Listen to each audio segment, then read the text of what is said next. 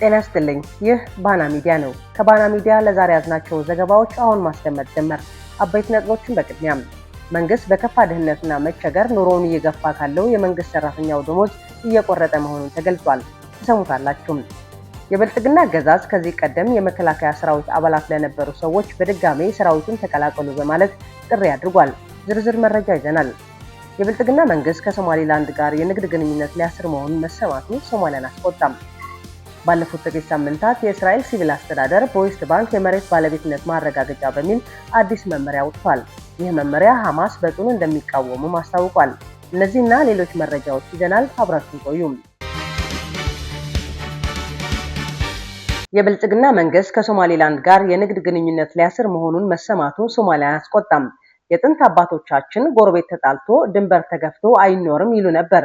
ዛሬ ግን በምስራቅ አፍሪካ ቀንድ የምናየው እውነታ ከዚህ የተለየ መልክ እየያዘ ነው።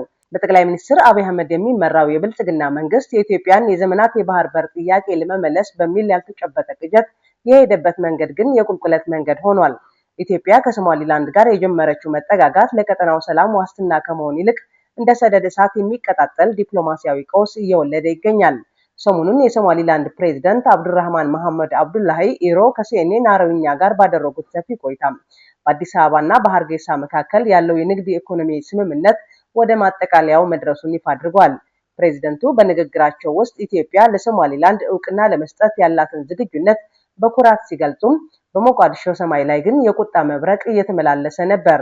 ኢትዮጵያ ወደብ አልባነት እስር ቤት ነው በሚል መርህ የባህር በር ለማግኘት የምታደርገው ጥረት ፍትሃዊ ጥያቄ ቢሆንም የብልጽግና መንግስት የሄደበት መንገድ ግን ላጥር ብለህ ዱር አትግባ የሚለውን ተረት የሚያስታውስ ነው። የሶማሊያን ሉዓላዊነት ወደ ጎን በመተው ከግዛቷ ጋር ስምምነት መፈራረም በቀጠናው ያሉ ሀገራትን ስጋት ውስጥ ጥሏል።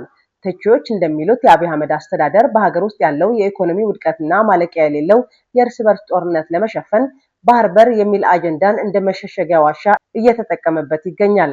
የሶማሊያ ፕሬዝዳንት ሐሰን ሼህ መሐመድ ባለፉት እሁድ በሞቃዲሾ ቪላ ሶማሊያ በሰጡት መግለጫ የኢትዮጵያን ስም ባይጠቅሱም ንግግራቸው እንደ ሹል ጦር አዲስ አበባን ይወጋ ነበር። ከጎረቤቶቻችን መካከል የቤታችንን ግድግዳ እያፈረሱ አጥር ሊያጥሩ የሚፈልጉ አሉ ሲሉ በምሬት ተናግረዋል።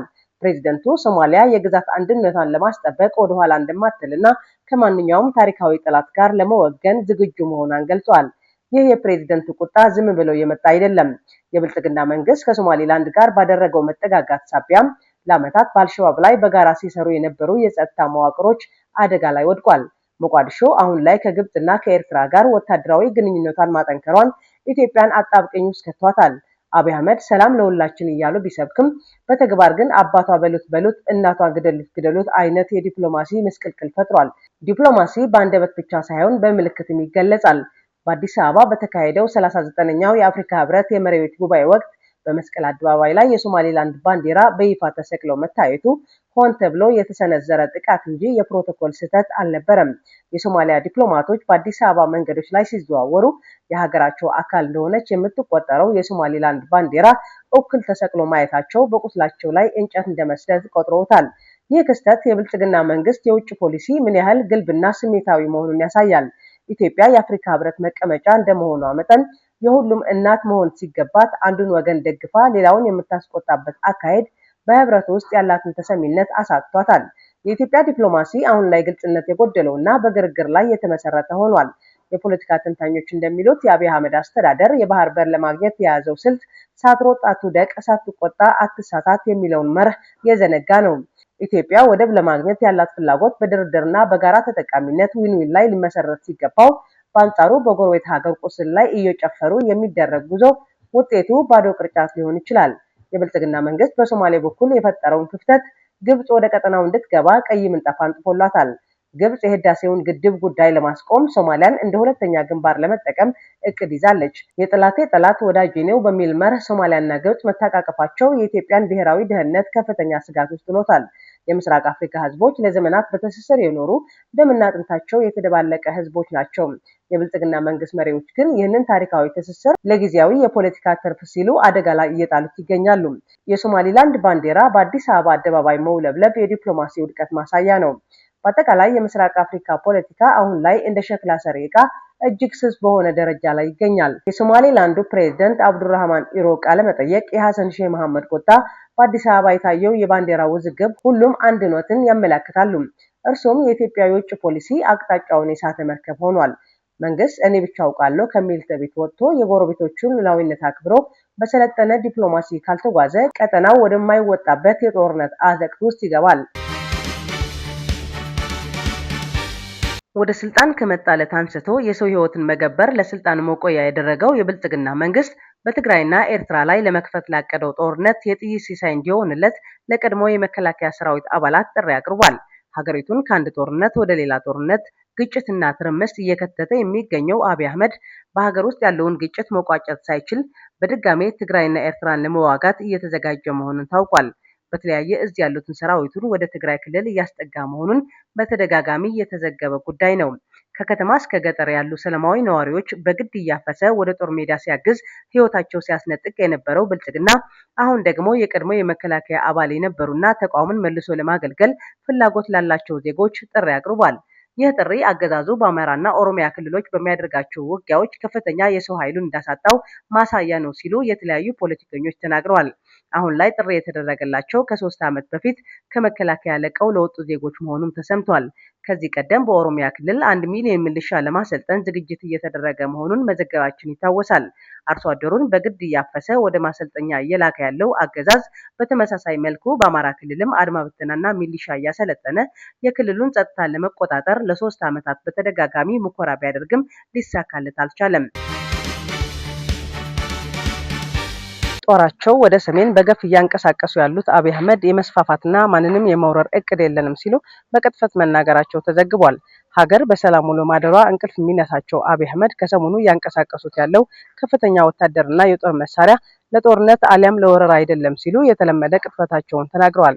ኢትዮጵያ የግዛት ማስፋፋት ፍላጎት የሌላትና ጎረቤቶቿን የመፈታተን እቅድ እንደሌላት የተናገሩት አብይ በሌላ አንደበታቸው ደግሞ ወታደሮቻቸው ትግራይና ኤርትራን ለመውጋት እንዲዘጋጅ ትዕዛዝ ሰጥተዋል። ከእውነት ጋር የተጣሉት አብይ ምንም እንኳን ቅጥፈት መግለጫቸው ቢሆንም ከሰሞኑ እየተደረገ ያለው ዝግጅት ከፍተኛ ውድመት የሚያደርስ ጦርነት ስለሚሆን ስጋት ፈጥሯል። ኢትዮጵያ ምንም አይነት የጂኦግራፊያዊ ምኞት እንደሌላት፣ የግዛት ማስፋፋት ፍላጎት እንደማታሳድድና የጎረቤቶቿን ደህንነት ለመፈታተን እንደማትሻ ለመላው ዓለም እናረጋግጣለን በማለት ተናግረዋል ሲል የቱርኩ የዜና ምንጭ አናድሉ ዘግቧል። በቅርቡ እንኳን ኤርትራን በመሳደብ ከ100 በላይ ዘመናዊ የውጊያ ጦር አለን፣ እነሱ ሚግ ላይ የቀሩ ናቸው፣ አይችሉንም እያሉ የፎከሩት አብይ አሁን ተጣጥፈው ሰላም ፈላጊ መስለው ለመታየት መጣራቸውን ዘገባው አመላክቷል። የአሰብ ወደብን በግድም በውድም እናመጣለን በማለት በተደጋጋሚ የሚናገሩት አብይ ለዚህ እንዲረዳቸው በሀገር ውስጥ ጦርነት የደቀቀውን ወታደራቸውን ወደ ትግራይ በማስጠጋት ላይ ይገኛሉ። ዛሬ የረመዳን ጾም መግባቱን አስመልክተው ባስተላለፉት መልእክታቸው ግን ኢትዮጵያ የባህር በር ለማግኘት የምታደርገውን ጥረት በህዝብ ቁጥር እድገትና በልማት ፍላጎት የመጣ ወሳኝ ነው ሲሉ ገልጸውታል። አክለውም የሀገሪቱ ፍላጎት የጎረቤቶቻችን ሉዓላዊነት የማይጋፋ ወይም የሌሎችን ጥቅም የማይጎዳ በጋራ አጋርነት ነው ሲሉ በቅርቡ የተናገሩትን ዛቻ ሸሽገው ተናግረዋል። መንግስት በከፋ ድህነትና መቸገር ኑሮ እየገፋ ካለው የመንግስት ሰራተኛው ደሞዝ እየቆረጠ መሆኑን ተገልጿል። ከአይኤምኤፍ ጋር ስምምነት አድርጎ የሀገሪቱን የኢኮኖሚ ሉዓላዊነት እንዲነጠቅ ያደረገው አብይ አህመድ የሰው ሰራሽና የተፈጥሮ አደጋዎች በራስ አቅም ፈጣን ምላሽ ለመስጠት በሚል ከመንግስት ሰራተኛ ደሞዝ ላይ ብር መቁረጥ ጀምሯል። የመንግስት ሰራተኛውና ተሿሚዎች ከወር ደሞዛቸው 0.5 በመቶ እንዲቆረጥባቸው እየተደረገ መሆኑን ሰምተናል። በተጨማሪ የሃይማኖት ተቋማት በየዓመቱ ከእያንዳንዱ አጥቢያ 12,000 ብር፣ የሲቪል ማህበረሰብ ድርጅቶች ፍቃድ ሲያወጡና ሲያድሱ በዓመት 5,000 ብር፣ የከተማዋ ነዋሪ ከውሃ ክፍያ ጋር የሚታሰብ በወር 5 ብር ተደምሮ እንዲከፍሉም ይደረጋል ተብሏል። አሁን ላይ የዋጋ ንረትና በውጭ ምንዛሬ ለውጥ ሳቢያ እያንዳንዱ ነገር ዋጋው እንዲኖር ሆኗል። በዚህ ምክንያት በልቶ ማደር የተቸገረ ህዝብ በሚሊዮን የሚቆጠር እንደሆነ ራሱ አይኤምኤፍ በሪፖርቱ ገልጿል። ከ80 ሚሊዮን በላይ ኢትዮጵያዊ በከፋ ድህነት ውስጥ እንደሚገኝ መናገሩም አይዘነጋም። በደሞዙ ራሱን የሆነ ቤተሰቡን ማስተዳደር ያቃተው ከሆቴል የተራረፈ ምግብ ለመቀበል የሚሰለፈው የመንግስት ሰራተኛ አሁን ደግሞ ከደሞዝ ላይ ተጨማሪ ገንዘብ እየተቆረጠበት ነው። ይህ መዋጮ የንግድ ማህበረሰብ ይከፍላሉ። ደረጃ ሀ ግብር ከፋይ በወር 200 ብር፣ ከደረጃ ለ በወር 100 ብር እንዲሁም ከደረጃ ሐ በወር 50 ብር በግብር አሰባሰብ ወቅት ከግብር ጋር ተሰልተው እንዲከፍሉ እንደሚደረግም ተሰምቷል።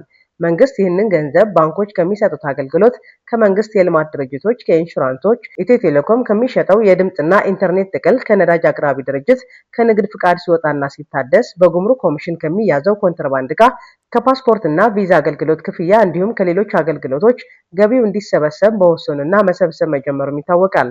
በዚህ ምክንያት ኢትዮ ቴሌኮም በድጋሚ የዋጋ ጭማሪ አድርጓል። ባለፉት ጥቂት ሳምንታት የእስራኤል ሲቪል አስተዳደር በዌስት ባንክ የመሬት ባለቤትነት ማረጋገጫ በሚል አዲስ መመሪያ አውጥቷል። ይህ መመሪያ ሐማስ በጽኑ እንደሚቃወመው አስታውቋል። ይህ መመሪያ እስካሁን በግልጽ ያልተመዘገቡ ወይም በዮርዳኖስና በኦቶማን ዘመን ሰነዶች ብቻ የሚታወቁ መሬቶችን በሙሉ በዘመናዊ የእስራኤል ካርታ ላይ እንዲሰፍሩ ያዛል። እስራኤል ይህ አሰራር ግልጽነትን ለመፍጠርና የመሬት ክርክሮችን በሕግ ለመፍታት ነው ትላለች።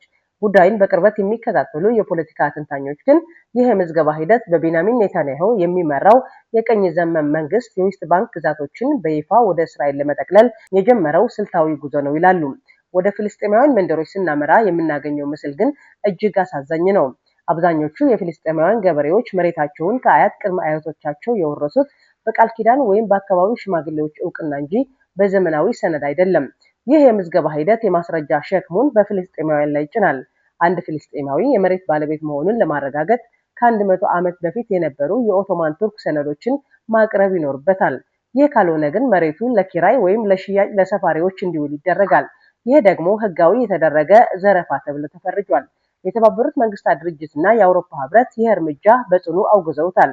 እንደ ዓለም አቀፍ ህግ በአንድ ወታደራዊ ይዞታ ስር የሚገኝ ኃይል በቁጥጥሩ ስር ባለው መሬት ላይ ዘላቂ የሆነ የህግ ለውጥ ወይም የመሬት ባለቤትነት ለውጥ ማድረግ አይችልም። የአሜሪካ መንግስት በበኩሉ እንዲህ ያሉ አንድ ወገን ውሳኔዎች ለሰላም እንቅፋት መሆናቸውን ገልጾ እስራኤል ከእንዲህ አይነቱ እርምጃ እንድትቆጠብ አሳስቧል።